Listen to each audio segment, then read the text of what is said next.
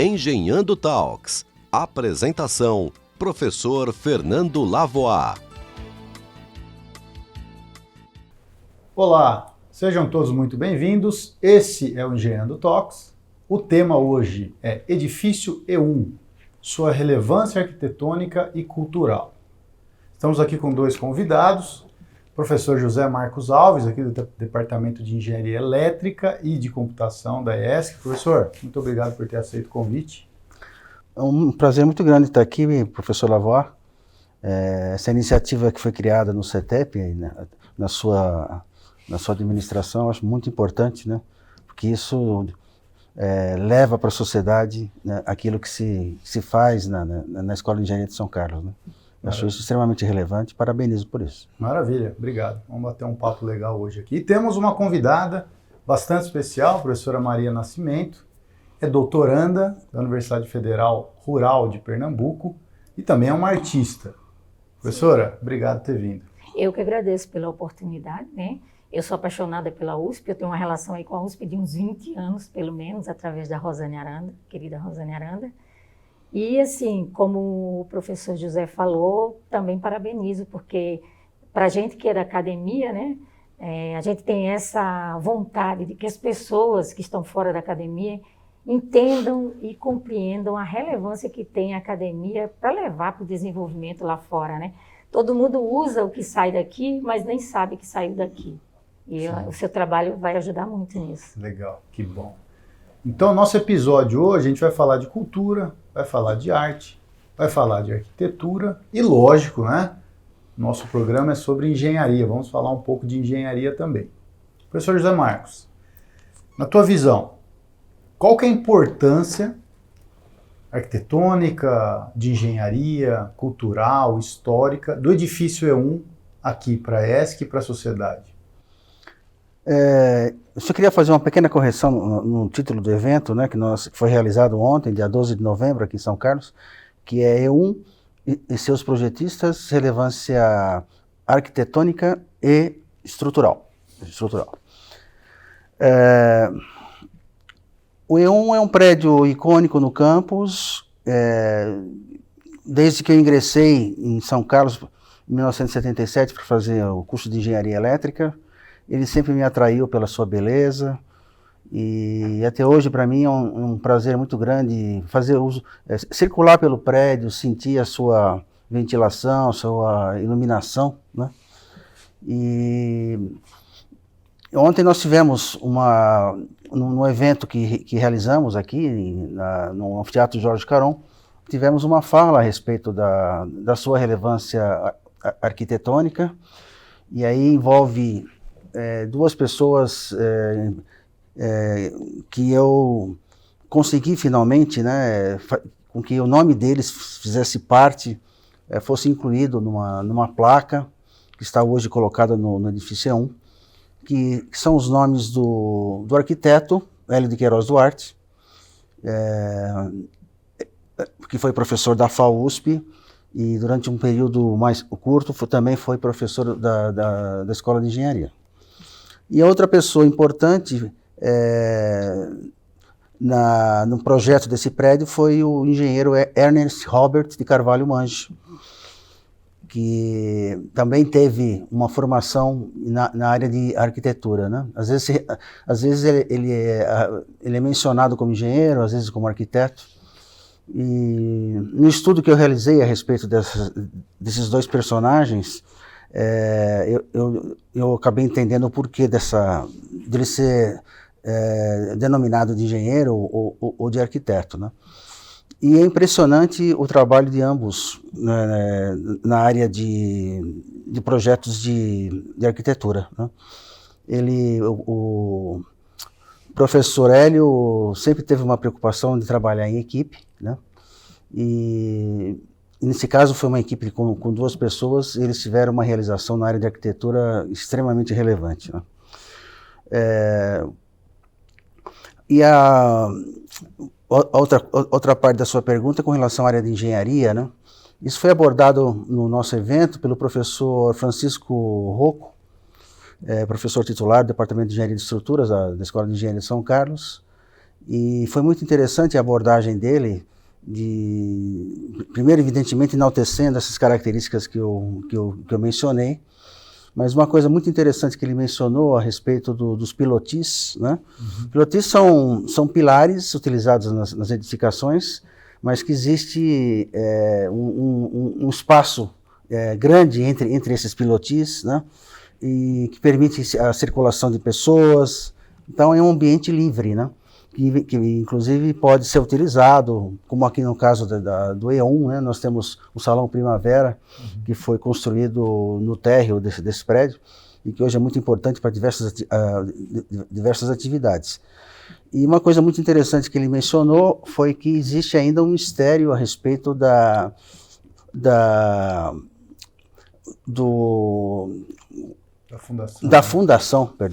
fundação do prédio, né?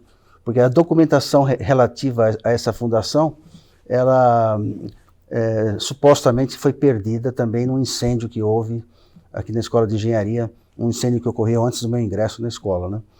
Então ficou essa questão no ar, né, da contribuição que essa fundação dá para essa estabilidade estrutural, né?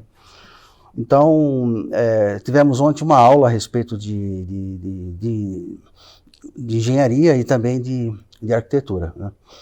E especialmente na fala do arquiteto Alexandre Lippay, que escreveu uma biografia sobre o professor Hélio de Queiroz Duarte.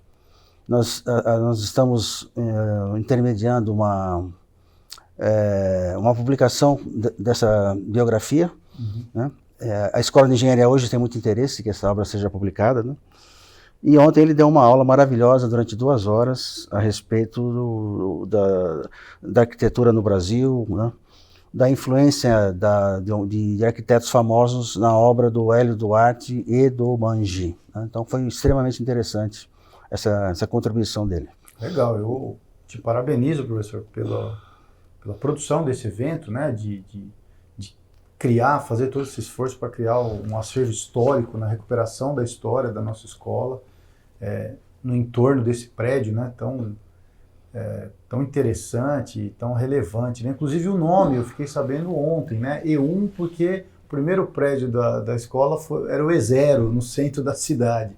Então esse era o E1, e eu acho que a ideia iam ter vários E's, né, que acabaram não ocorrendo. Então até o nome E1, né, não veio do nada, ele veio porque era para ser uma sequência. E com relação à arquitetura e à engenharia, né, fica claro nesse prédio, né, eu como engenheiro civil consigo ver isso claramente, a harmonia entre a engenharia e a arquitetura. Isso é lindo, é fantástico, né?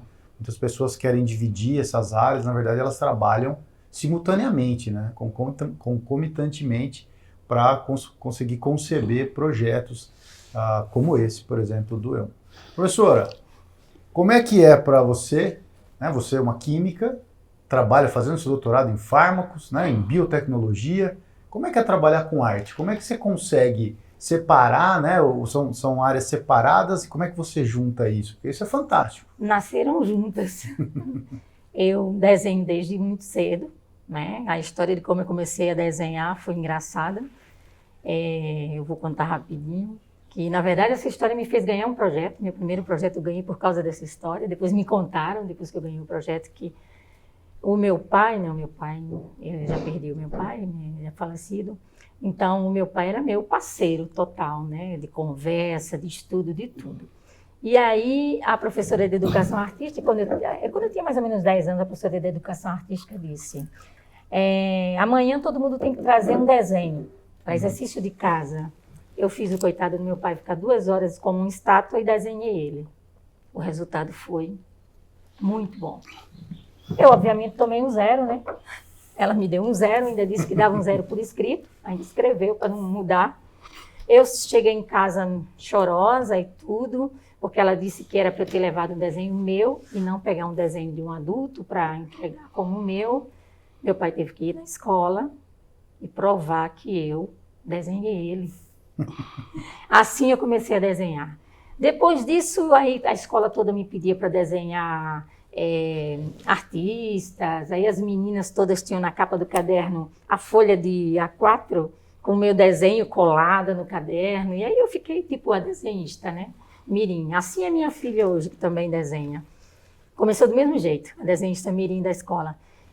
E a química nasceu na mesma época. A química, eu fui estudar numa escola que era só para mulheres, né? Uma escola na minha cidade chama Escola Doméstica. Hoje ela é mista.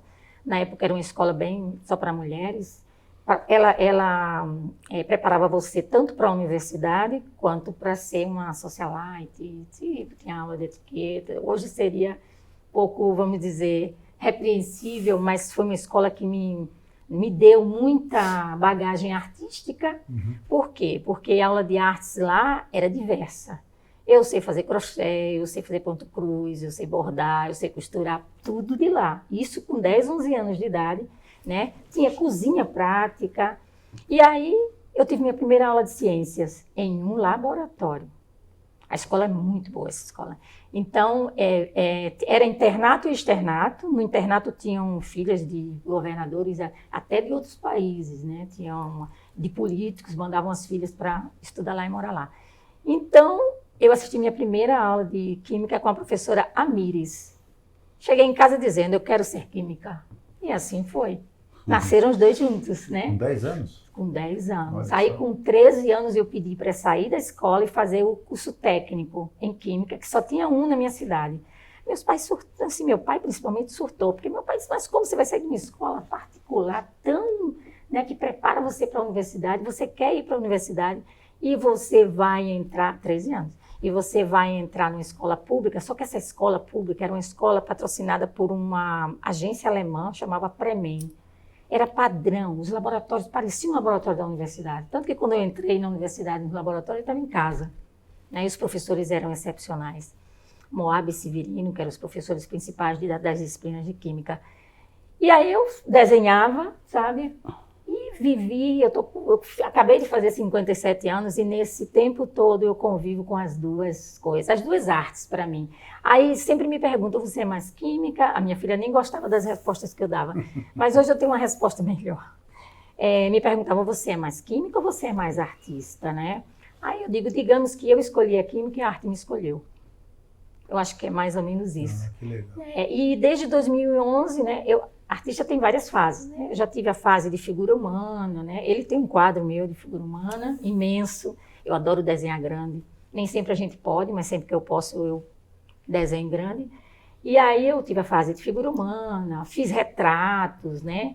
Mas eu, assim, há muito tempo eu me identifiquei com história e patrimônio. E aí surgiu, e eu, assim, tenho essa coisa de por onde eu passo, eu gosto de deixar como agradecimento, né? Uma representação da história daquele lugar. Fiz isso com o Natal, com a base de Natal, fiz isso no Rio de Janeiro, eu tenho uma exposição do Rio de Janeiro que chama Ilha das Cobras. Quando eu trabalhei na Marinha, né, eu desenhei toda a nossa frota, inclusive o nosso porta-aviões, que não é mais, né, que é o NAS São Paulo, foi desativado, o Ceará, então virou história realmente. E essas obras foram colocadas dentro dos navios. E quando ele é desativado, são agregadas ao 1º Distrito e doei as obras para a Marinha.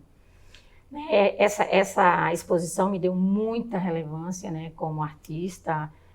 A Marinha me deu um reconhecimento, assim, me deu medalha, prêmios. Então, onde a arte me levou, né? Onde a arte me levou. E aí, agora, com a USP, depois que... Aí eu fui morar nos Estados Unidos. Quando eu voltei aos Estados Unidos, voltei direto para São Carlos, né, para UFSCar, que eu tinha interrompido meu doutorado na Unicamp. Né? Fui para os Estados Unidos, quando eu voltei, eu não tenho que voltar para o meu doutorado. Então, meu doutorado começou na Unicamp e hoje ele faz parte. Ele é Rural de Pernambuco, né, que é a rede Renorbil, onde eu fiz todas as disciplinas, todas eu paguei. O meu orientador lá é da medicina veterinária, o professor Valdemiro Amaro Júnior, e eu tenho o meu orientador aqui na UFSCar, que é o professor João Batista Fernandes, e tenho uma orientadora na UEM, que agora eu estou em Maringá, na Universidade Estadual. E assim, é claro que todo mundo entende que para chegar de uma planta ao medicamento tem que passar por muita gente. Aí eu sempre digo que no final da minha apresentação de tese tem uma lista igual filme, sabe?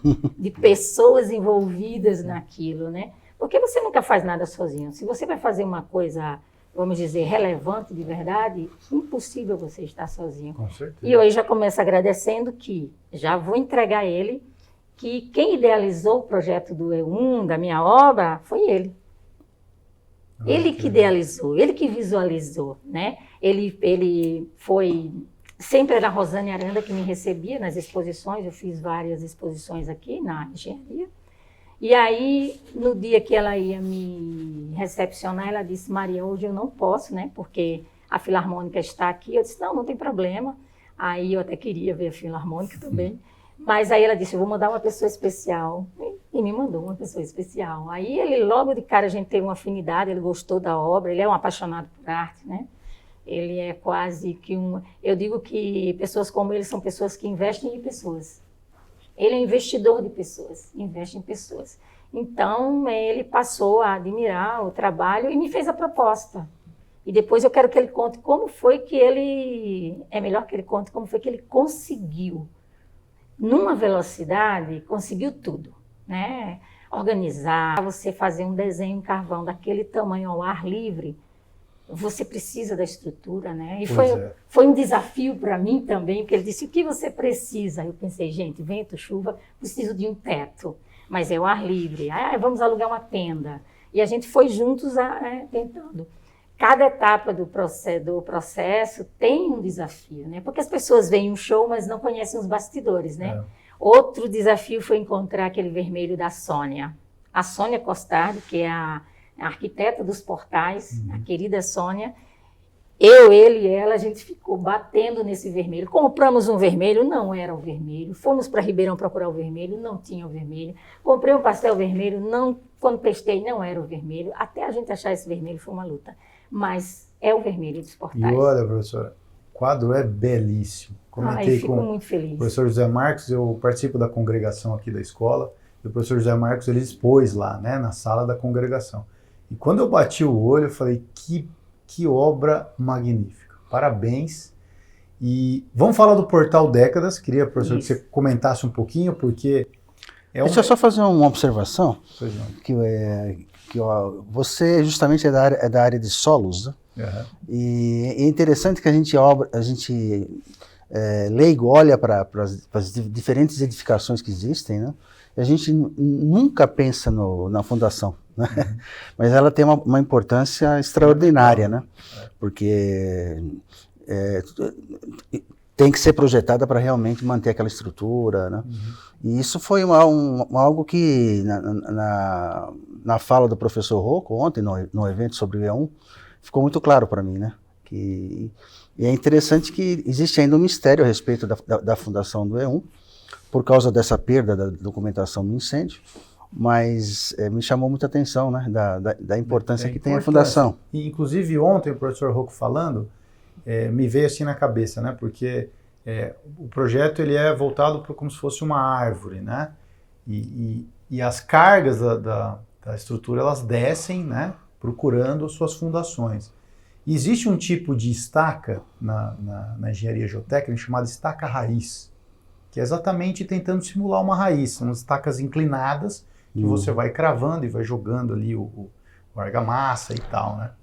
Caberia muito bem para esse tipo de estrutura, mas não sei se na época tinha esse tipo de tecnologia, né? Sim. Então eu fico imaginando um espelhamento, a parte de cima da copa e a parte de baixo, a fundação também mais ou menos a mesma geometria da de cima. Seria mais ou menos o que a natureza talvez fizesse, né? E a gente imita ela o tempo todo. A gente imita, mesmo sem querer. Então, quando o professor Rocco comentou, ele foi meu professor, né, o professor Rocco, e eu gosto muito dele. E aí eu fiquei imaginando, talvez, né, o que está espelhado, o que está em cima pudesse ter sido espelhado embaixo, seria perfeito, né, seria harmônico. Mas voltando para o Portal Décadas, professor, queria que o senhor comentasse um pouquinho, porque é um portal maravilhoso, né? É uma arquiteta aqui do nosso campus que projetou isso, né? A gente da casa que projetou essa obra belíssima, é linda, né? E ela se confunde com o edifício se confunde com ela, né? Exato. E é retratado na obra da professora Maria, né? Exato. Esse é um outro encanto, né, que existe aqui no campus, né? Essa obra feita pela arquiteta Sônia Costardi, que é da prefeitura do campus, né? E realmente é importante dizer, né, que esse portal ele tem hoje 7 arcos, cada arco todos vermelhos, um vermelho que lembra muito o vermelho MASP, né? E cada arco representa 10 anos de existência da escola, né? Nós temos hoje 7 arcos, né? A escola hoje tem, acredito que 72 anos, 72. Né? 72. E essa expansão dos arcos, ela vai até o centenário da escola, né? E, então estão previstos mais 3 arcos, né?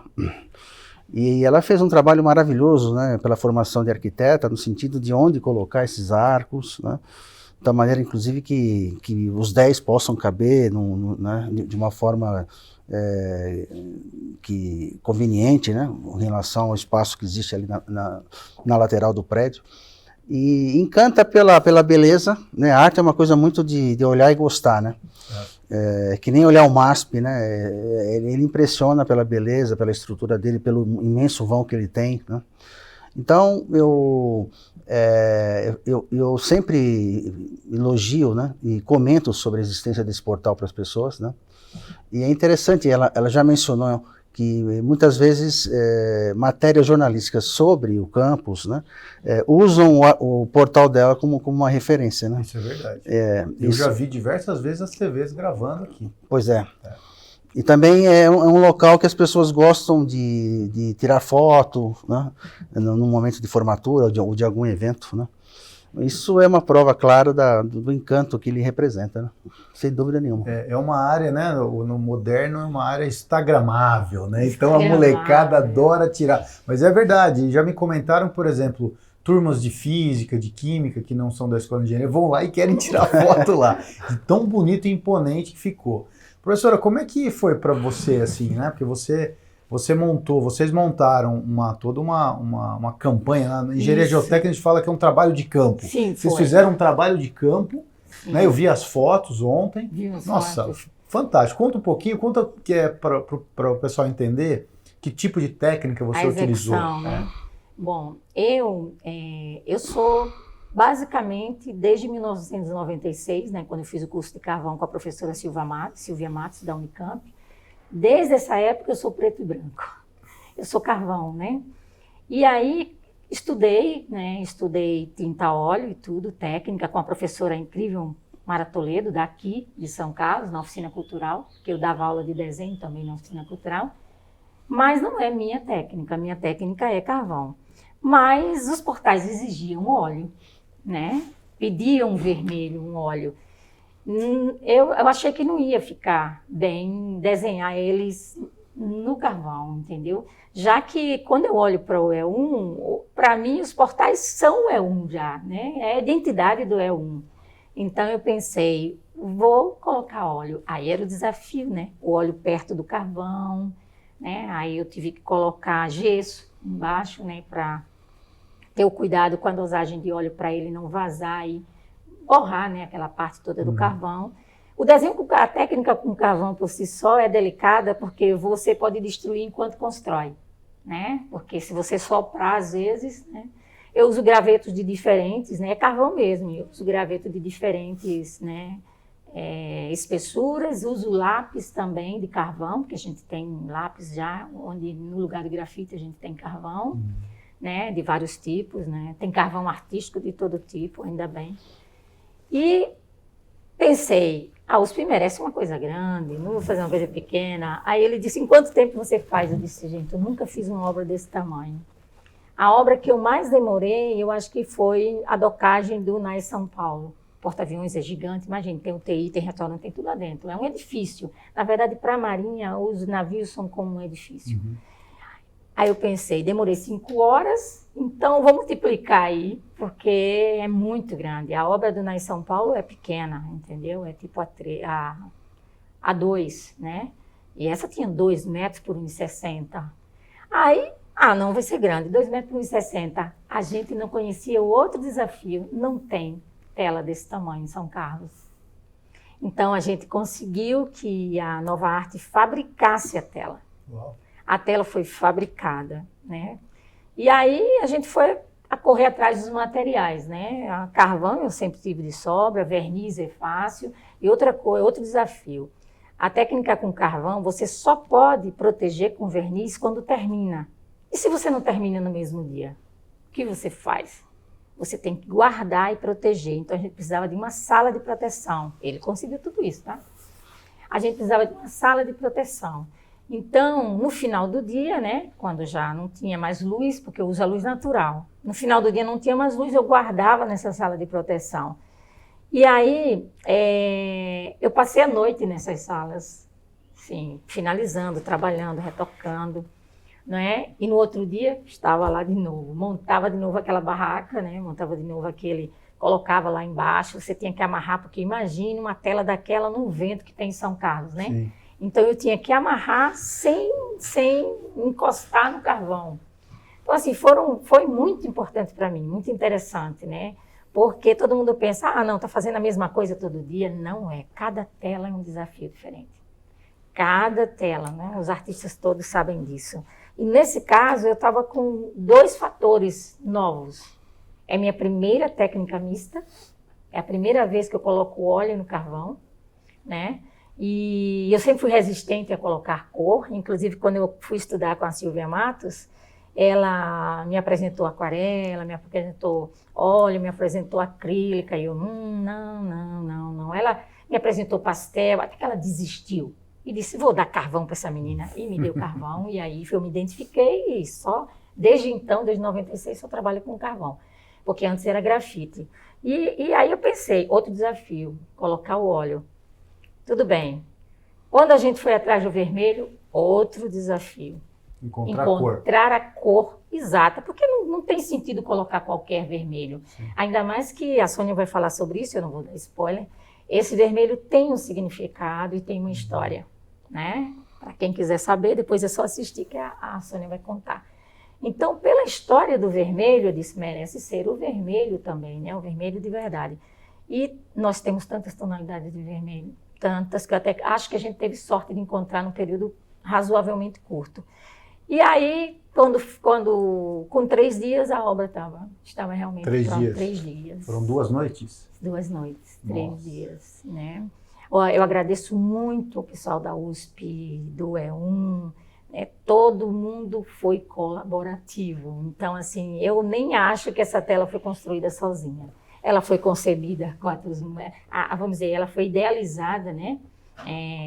A 4 mãos, né? Depois a execução dela foi a 6 mãos, porque fui eu, ele e a Sônia, nos reuníamos no café, né? Para discutir, mostrar os vermelhos, testar. Eu tinha uma telinha que a gente riscava, pintava para ver se dava certo. Então foi divertido, foi interessante, né? Foi um prazer, não foi trabalho, né? Diz que quando você ama, você não trabalha, né? Você se diverte, né? Não é trabalho, não foi trabalho. E foi uma honra, porque para mim, uma imensa honra. Ontem eu contei, né, a história, quando a gente expôs a obra, de um sonho que eu tinha, né, que está relacionado com a professora Silvia Matos, da Unicamp, que ela tem obras dentro da biblioteca. E eu procurei estudar com ela por causa das obras da biblioteca. Eu dizia, nossa, que honra ter uma obra dentro de uma instituição como a Unicamp. E eu hoje tenho uma obra, uma instituição como a USP. Que legal. Então, assim, olha quantos anos levou, né, de 96 até hoje. E aí eu penso, quando você coloca uma coisa na cabeça, né, parece que o universo vai desenhando aquilo até que aconteça, e aconteceu, né? Eu já tinha algumas obras pequenas, né? Eu tenho o anfiteatro, eu desenhei o anfiteatro também em loco. Eu desenho também por... O teatro da engenharia elétrica, Da né? engenharia elétrica. Eu desenho o anfiteatro da engenharia elétrica. Na época que a minha exposição da Marinha foi recebida aqui, eu sempre tenho essa coisa de que quando recebem minha exposição, ganham uma obra do lugar. E aí eu desenhei, né, o anfiteatro. Mas essa obra do E1 foi assim, encomendada. Ele vai contar como que ele conseguiu, porque é uma jornada. Tem uma questão importante, né, que eu acho que você ainda vai mencionar, mas eu já estou me antecipando, que é a questão da moldura do quadro. Né? Isso, a moldura, porque o carvão até pode ser transportado, sabe?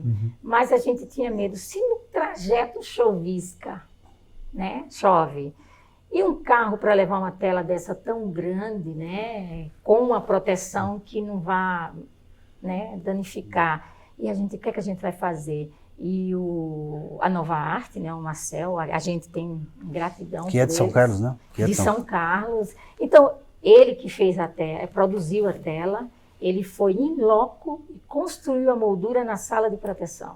Olha. A gente tem todo esse processo fotografado, né? E vamos fazer um portfólio. Né? Nossa, inclusive é isso que eu ia falar, porque um PDF, como foi um processo, foi um processo cultural, né? De resgate histórico. Nossa, isso. Vale um artigo, vale entrar num livro. Acho que vocês têm que dizer isso, né? Toda a concepção foi muito interessante. Exato. A interação, por exemplo, a interação multidisciplinar nos três, né? E a colaboração da família USP, eu acho isso muito importante. Eu me sinto em casa, né? Eu sou o Fiscar, mas o Fiscar entende.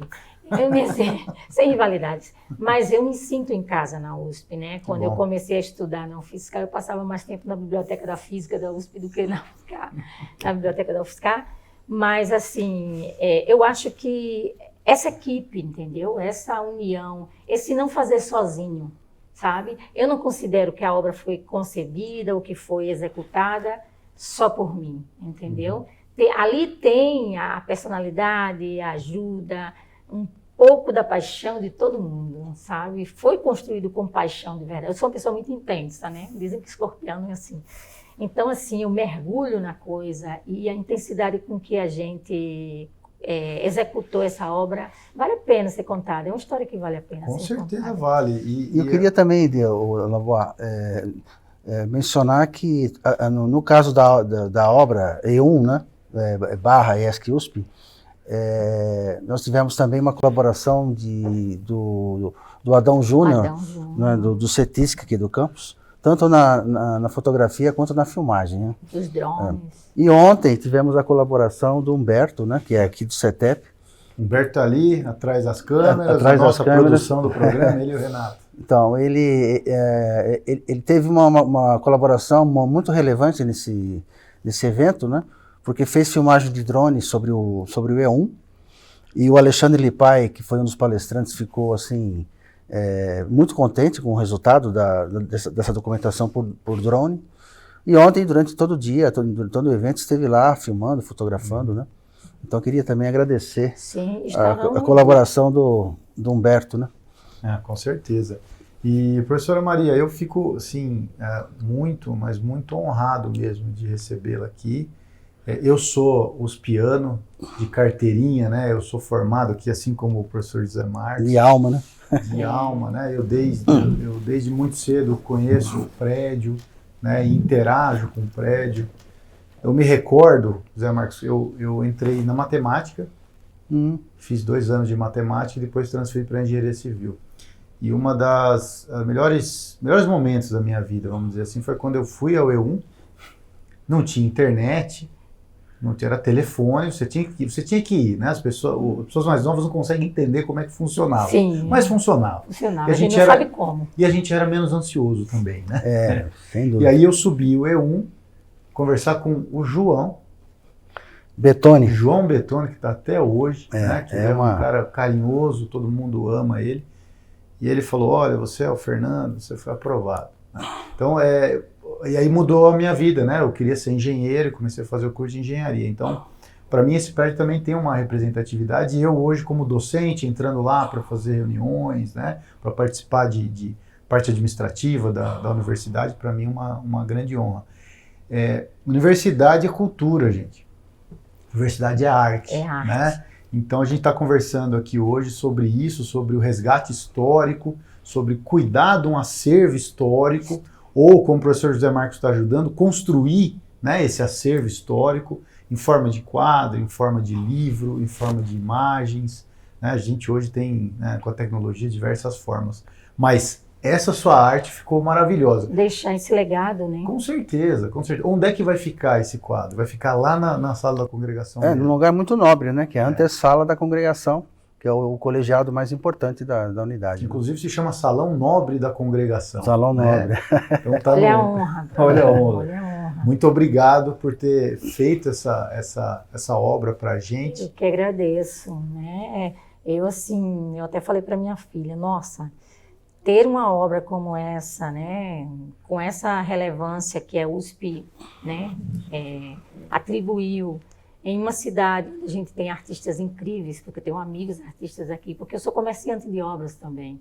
Então, eu vendo obras dos artistas de São Carlos, já vendi muitos, né? A Marilena Borrais, que hoje está na Espanha, o Renato Masson, um grande amigo, um artista incrível, fantástico, o Maffei, né? O Alfredo Maffei, são artistas dos quais eu assim, admiro, acho incríveis. Quer dizer, você, eu estar, né, com uma obra dentro da USP, em um local onde a arte ferve, onde tem artistas, né, de nome importante, isso me dá muito mais honra, né, de me colocar numa posição que eu sempre sonhei, né, ter uma obra na academia, porque a academia é minha casa, né, então ter uma obra na academia, a arte na academia. E assim, e é engraçado, porque quando a gente produz uma obra, eu até disse, a gente estava conversando ontem, é mais os olhos de quem vê, sabe? Porque a obra para a gente vai ser sempre um filho, né? E os filhos são o quê? Não importa se tá doente, se está saudável, se está bonito, se está feio, é seu filho, entendeu? Então, para o artista, a obra é dele, ele faz o que ele quiser, é do jeito que ele quiser, da forma que ele quiser. Agora, os olhos de quem vê é que transformam toda essa história. Então, eu acho que foi os olhos, né? Os olhos da família USP para a obra. Assim, eu estou muito feliz, muito feliz. Às vezes eu me belisco, que eu não acredito. Né? Imagina, a gente que está feliz. E, professora, quem influencia mais? A artista influencia mais a pesquisadora ou a pesquisadora influencia mais a artista? Quem que comanda aí? Existe? Quem é que manda? Nossa, me perguntam muito isso. Aí antes eu dizia, como eu tenho uma formação mais sólida, né, em química, né, a minha formação acadêmica toda é química, tecnologia, programação, porque o meu mestrado era um software, então eu sou meio TI. Eu dizia, né, eu acho que é a ciência, né, até mesmo porque eu não fiz a escola de artes, eu estudei artes, né, direcionadas para o carvão, direcionada para o óleo. E é interessante que eu vou contar uma coisa aqui, a Nicole discorda, que é a minha filha, que também é artista, ela toca violoncelo e ela desenha, mas ela faz desenho realista, ele conhece. Desenho maravilhoso. Parece uma fotografia. Aí ela sempre diz, mas você não pode dizer isso, porque eu digo, gente, mas tem artistas incríveis que estudam anos, como eu estudei anos, né, na academia, só que a arte tem um diferencial a respeito disso, né? Por isso que eu digo que a arte me escolheu e eu escolhi a química, porque você escolhe a química, você vai naquela meta, vou estudar, vou trabalhar, né? A arte não, a arte escolhe você pode ficar aí na latência durante anos. Um exemplo disso, eu dei aula na oficina cultural quando era Sérgio Buarque de Holanda, que agora é o SEMAC, né? E me apareceu um aluno com 36 anos que descobriu que desenhava porque foi fazer o EJA. E a professora de educação artística pediu um desenho e o menino arrasou. 36 anos ele descobriu. As obras dele, os desenhos dele eram incríveis. Já pensou ser 36 anos descobrir? Então, assim, a arte te escolhe. Você pode nunca descobrir, né? Por isso que eu acho que você sempre tem que tentar arte. Música, eu fiz isso com as minhas filhas. Testei música, testei literatura, deu certo. Uma é escritora, um é musicista, desenhista, né? Mas assim, eu não sei te responder. Não vou cometer porque eu sou muito apaixonada por muitas coisas. Eu tenho multifocos, né? E 2 deles são a ciência e as artes. Agora, assim, eu sou apaixonada pelo laboratório. Eu realmente me sinto em casa. Né? Quando eu estou assim, meio nervosa, ansiosa, estressada, entrar no laboratório, para mim, é fazer uma coluna. Né? A Maria sempre menciona que ela odeia lavar louça, né? Mas adoro lavar vidraria. Mas adora lavar vidraria de laboratório. No laboratório de química. Eu queria mencionar também uma coisa que foi muito importante, que foi o financiamento da obra dela, né? Isso foi, imediatamente eu pensei nos meus colegas de turma, né? Que somos ingressantes na ESC em 1977, né? E então eu contei toda essa história da importância da gente expressar uma gratidão pela escola, né, através de uma obra de impacto. E a receptividade foi imediata, né? E rapidinho eu consegui esse dinheiro, acho que não demorou 2 semanas, né, já tinha esse valor. E aí, recentemente, nesse evento sobre o E1, novamente eu recorri aos meus colegas para financiar o custo de uma placa que foi colocada em um dos pilotis do prédio, né, no térreo. Ela substituiu uma outra, que era uma placa em homenagem ao professor Teodoreto de Arruda Souto. Isso foi uma iniciativa do professor Edson Wendland, ex-diretor da escola, e do professor Rodrigo Porto, ambos do Departamento de Hidráulica e Saneamento, né? E essa placa em homenagem ao professor foi colocada em 2023. E aí eu fiz um contato com eles a respeito da gente acrescentar nessa placa, em homenagem ao professor Teodoreto, o nome do arquiteto Hélio Duarte e do engenheiro Ernest Mange. Eles aceitaram, né, sem nenhum problema. E essa placa, então, ontem foi colocada para substituir a anterior, né? Agora nós temos, finalmente, né, isso é muito importante, uma referência ao primeiro diretor, ao arquiteto e ao engenheiro, né? E então ela também foi financiada pelos meus colegas, né? Então eu quero expressar aqui a minha gratidão a todos eles por terem a sensibilidade, né, de investir nessa gratidão, né, que todos nós temos como uspianos a Escola de Engenharia de São Carlos. Eu tive a honra de conhecer uma parte deles, né, que ele conseguiu outra proeza.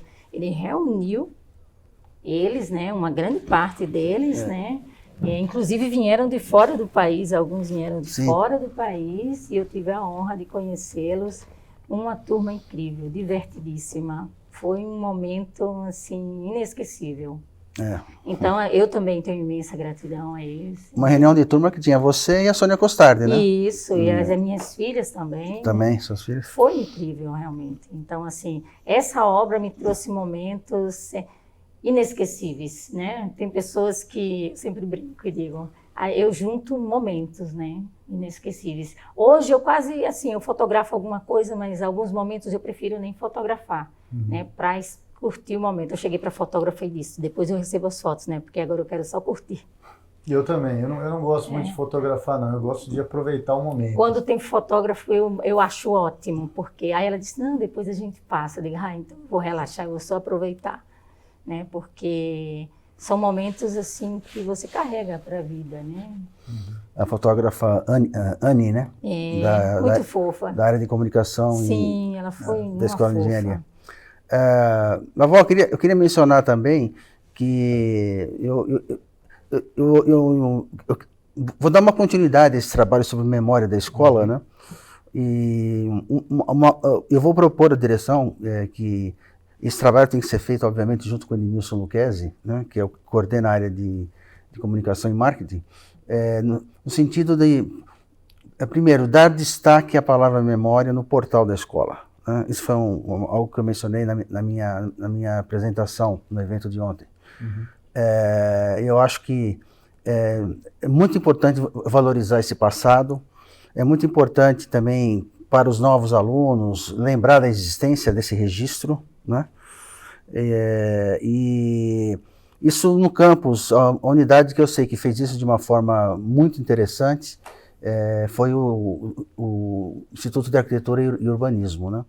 Então essa memória da escola seria interessante investir no sentido dela ser bem visível, né? E que o seu conteúdo também tem um formato no padrão IAL, né? Uma coisa assim muito bem feita, né?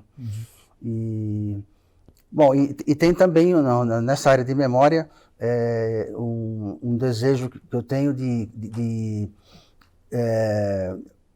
fazer um mostruário, isso já no programa de pós-graduação em Interunidades Bioengenharia, a respeito de uma tecnologia que nasceu na Escola de Engenharia, isso eu mencionei ontem no evento, né? uma tecnologia que surgiu de uma livre docência do professor Luiz Romariz Duarte, em 1977, e que é relacionada ao tratamento de fraturas ósseas por ultrassom de baixa intensidade, né? Isso é uma história maravilhosa, que teve inclusive, que gerou uma tecnologia de uso clínico disponível em vários países hoje.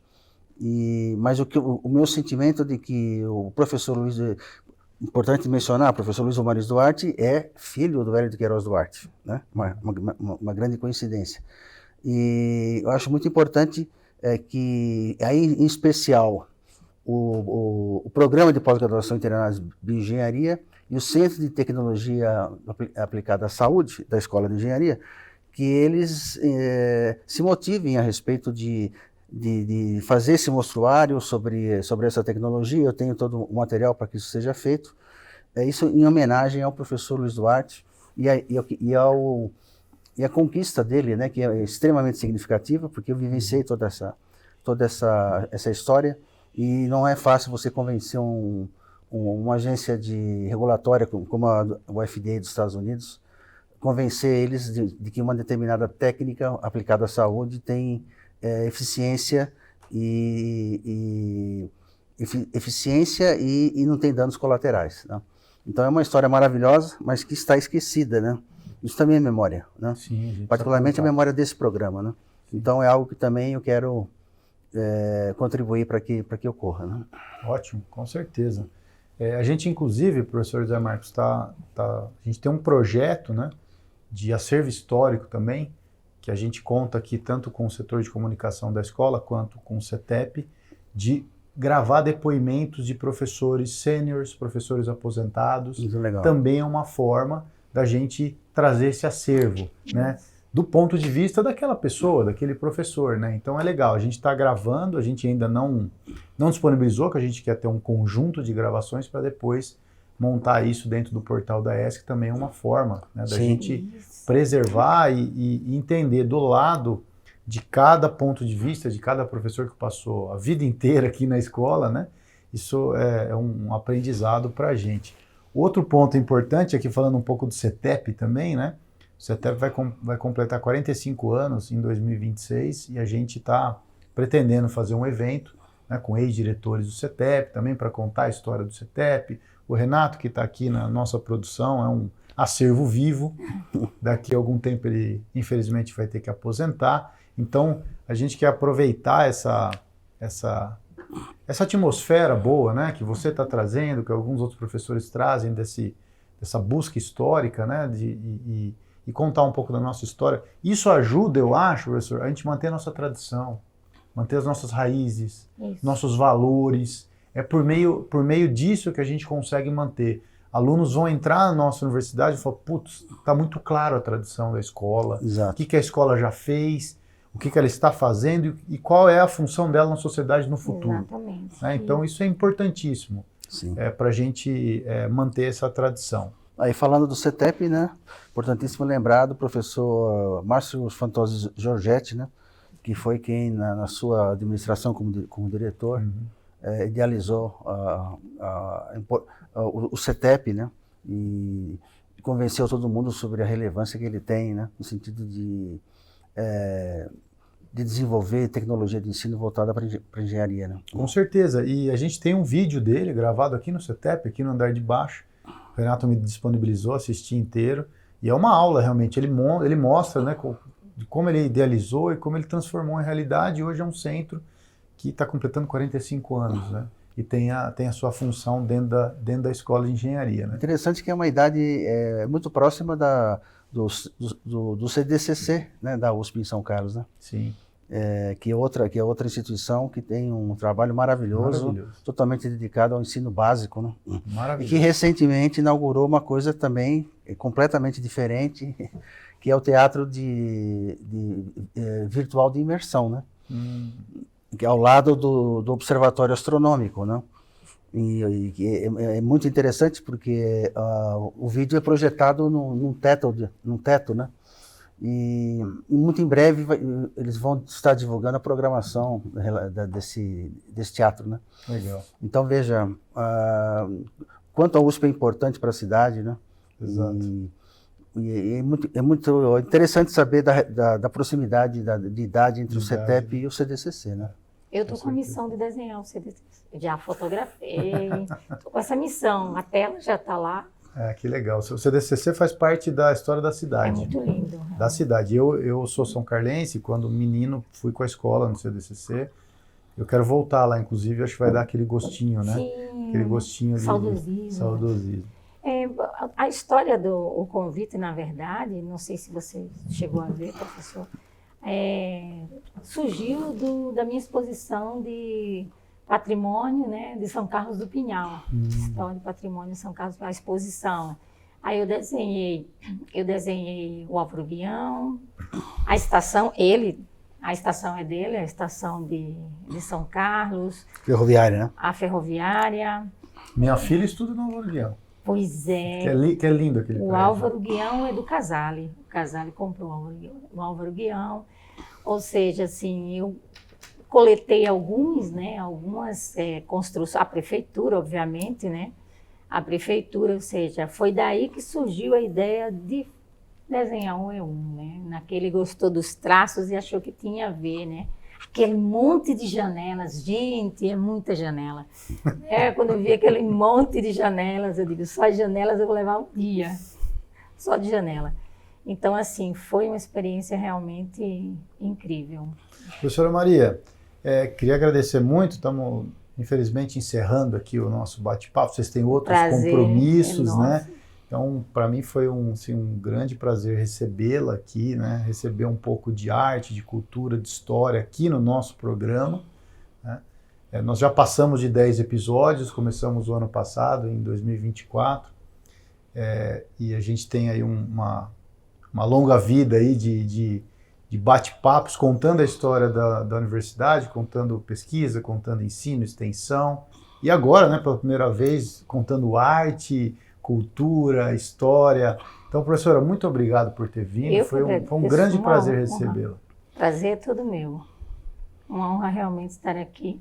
É um lugar que eu me sinto em casa. Sempre me senti em casa na USP. É uma relação muito prazerosa. Maravilha, muito obrigado. Professor José Marcos, obrigado pela parceria aí. Participei do seu evento ontem, excelente evento. Continue aí nos ajudando nesse resgate aí da história da escola. É um prazer muito grande estar aqui, né, nessa iniciativa da sua gestão como diretor do CETEP, e com certeza vou continuar dedicado à questão da memória da ESC, né, e também quero parabenizar por todo o trabalho que você tem feito, né, e tem muitas novidades acontecendo no CETEP, né, isso gostaria muito que o professor Fantozzi Giorgetti, né, estivesse vivo, né, para poder vivenciar tudo que está acontecendo aqui, né.